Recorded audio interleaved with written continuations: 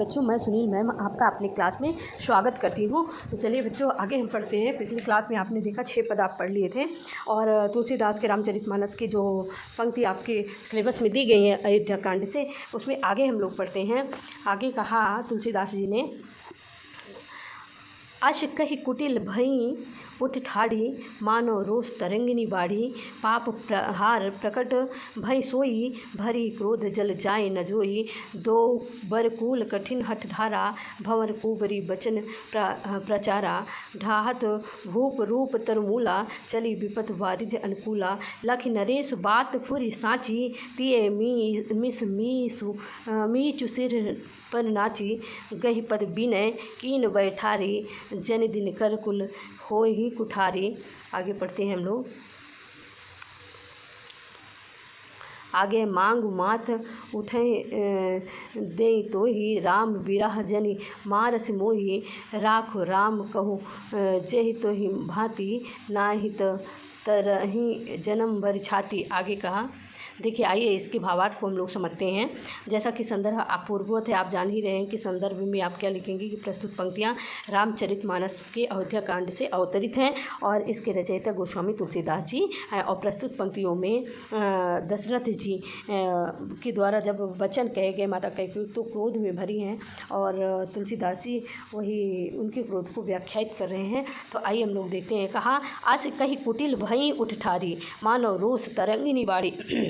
पिछली पंक्तियों में आपने पढ़ा कि राजा दशरथ भली भांति माता कैकेयी को समझाने की रानी कैकेयी को समझाने की कोशिश कर रहे हैं, लेकिन उन पर कोई असर पड़ने वाला नहीं है। अब क्या क्या कह रहे हैं तुलसीदास जी? कह रहे हैं कि अस कही, यानी यह कहकर कि यदि क्या कहा था पिछले उसमें कहा था कि होत प्रात मुनि वेश धरि, जो न राम बन जाहि, मोर मरनु राउर अजस नृप समझे मन माए। यदि प्रातः काल होते ही राम तपस्वी वेश में बन न गए तो आप मेरा मरा हुआ मुँह देखेंगे और नृप समझे ही मन माए, आप मन में समझ लीजिए। यह क्या कर, अस कही कुटिल भई उठ ठाड़ी, यह कहकर माता कैकेयी उठकर खड़ी हो जाती हैं और ऐसा लगता है मानो मन मानो जन जानो उत्प्रेक्षा, ऐसा लगता है कि मानो रोष तरंगिनी बाड़ी। ऐसा लग रहा है तरंगिनी यानी नदी क्या कर रही है, क्रोध से बढ़ गई है, उसकी लहरें ऊपर तक चली आई हैं, ऐसे लग रहा है।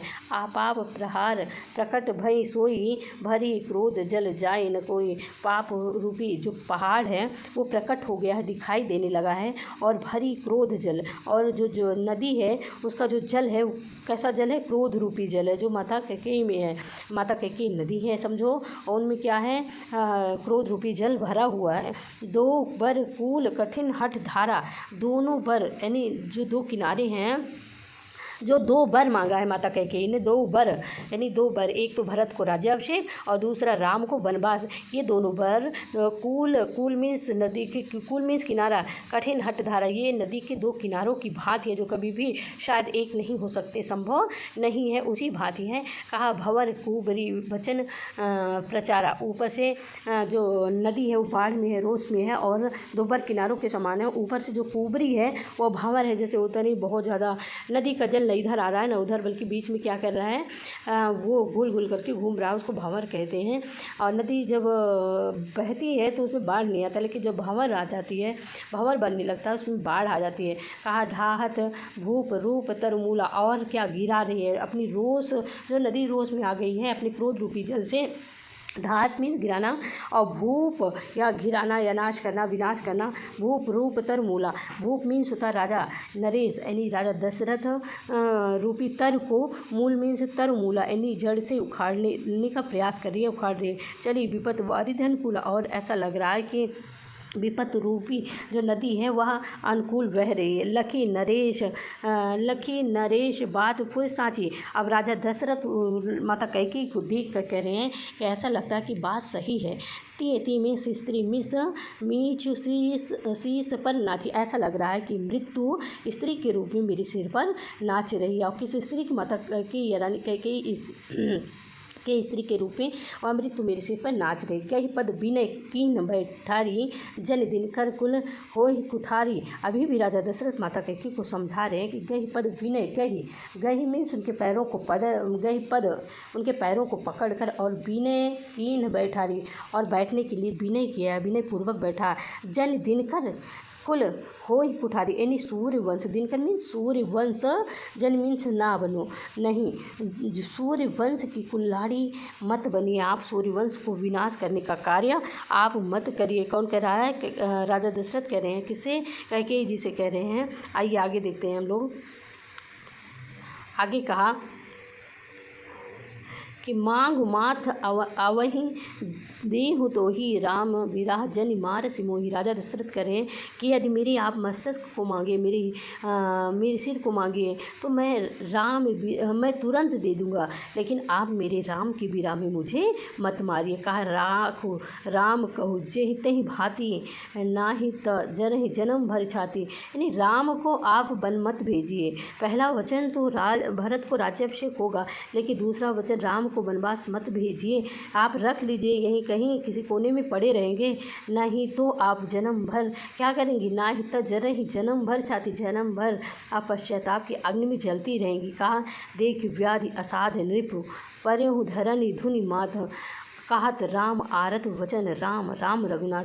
देखा राजा दशरथ की माता कैकेयी पे कोई असर पड़ना नहीं रहा है, तो कह रहे हैं कि देख व्याधि असाध, उन्होंने देखा कि जो व्याधि है, जो रोग है वो असाध्य है, उसे साधा नहीं जा सकता, मीन्स उसकी कोई दवा नहीं है। पर धरनी धुनि मात और धरती पर गिर पड़े और माथे को जैसे होता है ना, सिर को थपथपाते हुए सिर पर मारते हुए वो धरती पर गिर पड़े। कहा था परम आरत वचन और हे राम करते हुए राम राम रघुनाथ, राम राम मुकराते हुए दुखी स्वरों में और पृथ्वी पर गिर पड़े। तो आइए आगे बढ़ते हैं, दूसरा हम लोग देखते हैं, दूसरे दोहे की तरफ चलते हैं। फिर क्या कहा उन्होंने?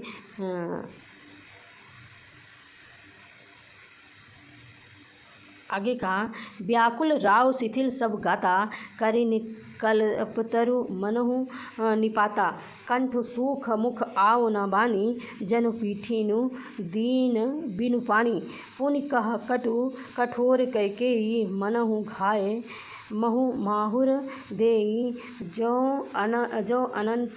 अंतहु अस करतबहु रहऊँ मांग तू केहि बल कहऊँ दुई की होय एक समय भुआला हसब ठठाए फुलाऊ गाला दान कहाऊ अरु कृपनाई होय कि खेम कुशल रवताई छाड़हूँ बचनु कि धीरज धरहूँ जनि अबला जिमि करुणा करहूँ तनु तिय तनय धाम धनु धर निशत संद कहो नृप सम बरनी परम वचन सुनि राव कहु कछु दोष न तोर लाग्यो तो पिशाच जिमि कालु कहावत मोर। देखिए प्रस्तुत पंक्तियाँ संदर्भ वही रहेगा, रामचरितमानस के अयोध्या कांड से लिया गया है। इसके रचयिता गोस्वामी तुलसीदास हैं। प्रस्तुत पंक्तियों में राजा दशरथ कैकेयी को बहुत तरह से समझाने की कोशिश करते हैं और फिर भी वह नहीं मानती हैं, तो उस समय का वर्णन है व्याकुल राव शिथिल सब गाता। ऐसा लग रहा है कि दशरथ व्याकुल हो गए हैं और उनके सारे शरीर के अंग शिथिल पड़ गए हैं। करिनी कल्प तरु मनहु निपाता, ऐसा लग रहा है करनी मीन्स हथनी, और हथनी कौन बना है? माता कैकेयी, यानी माता कैकेयी के रूप में हथनी रूपी माता कैकेयी ने राजा दशरथ के मनोरथ रूपी कल्पतरु को मनहु निपाता यानी मानव जड़ से उखाड़ दिया है।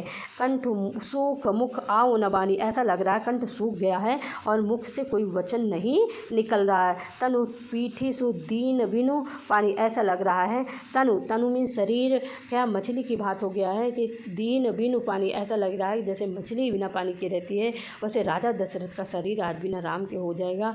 पुनि कह कटु कठोर कैकेयी मनहु घाय महु माहुर देहि, ऐसा पुनः कैकेयी ने कठोर वचन कहा और ऐसा लग रहा मनहु घाय महु माहुर देहि, मानो हो कि खाने के लिए किसी ने विष दे दिया हो। ऐसे कठिन वचन पुनि कह कटु कठोर कह जो अंतहु अस करतबु राख्यऊ मांग तुह के ही बल कहूँ जो अनंत अस करतबहु रहूँ मांगू तुम के ही बल कहूँ दुई की होई एक समय वाला कहा जो अनंत अस करतब रखेऊँ जो आपने क्या किया अंतहु अस करतब रखूँ मांग तुम के ही बल कहूँ कहा दुई की होई एक समय वाला। दो काम एक साथ नहीं हो सकते।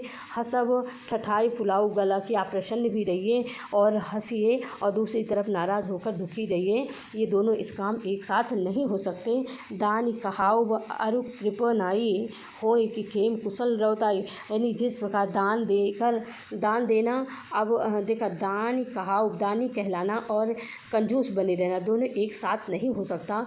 होय कि खेम कुशल रवताई और अच्छा खेम कुशल रवताई दुख सुख का कुशलता पूर्वक रहना और दुखी रहना दोनों एक साथ नहीं होता। दुख की होय एक समय वाला हसब ठठाए फुलाऊ गला कहा छाड़हूँ वचन की धीरज धरहूँ, यानी आप छाड़हूँ वचन की धीरज धरहूँ जन अबला जिम करुणा करहूँ, यानी कहा कि आप वचन देंगे या धीरज धरहूँ। छाड़हूँ वचन आप अपने वचनों से मुकर जाइए, उसको छोड़ दीजिए और धीरज रखिए जन अबला जिम करुणा करें। और क्या अबला पे करुणा आप बनाए रखिए। नहीं जनी अबला जी में करुणा करो, इस अबला इस स्त्री पर आपको करुणा करने की कोई ज़रूरत नहीं है। तनु तिये तनय धाम धनु धरनी सत्य संध कहो तृण सम बरनी। पर आगे कहा उन्होंने, किसने, राजा दशरथ ने कहा, आगे जो वर्णन कर रहे हैं वो कह रहे हैं कि अतएव तुम या तो अपने वचनों का त्याग करो अथवा इन वचनों को पूर्ण करो। दोनों बातें धैर्य धारण करो किंतु निर्बल स्त्री की तरह रोना धोना मत करो। याद रखो कि नीति शास्त्र में सत्यवादी या सत्य बोलने के लिए शरीर स्त्री संतान घर